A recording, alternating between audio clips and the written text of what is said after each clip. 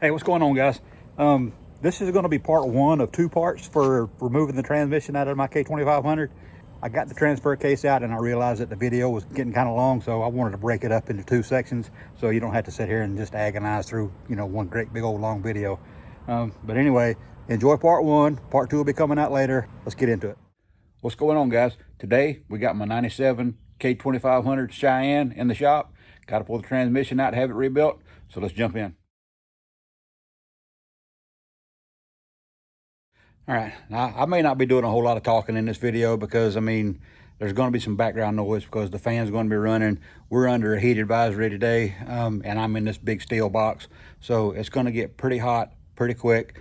And like I said, there's probably going to be a lot of background noise. It may muffle the mic, whatever, may, do the buffering noises or whatever. But anyway, we're going to go through it step by step, and I'll try to explain the best I can. While we're going, it'll probably be text at the bottom, or I may do a voiceover or something like that. But anyway, let's jump in.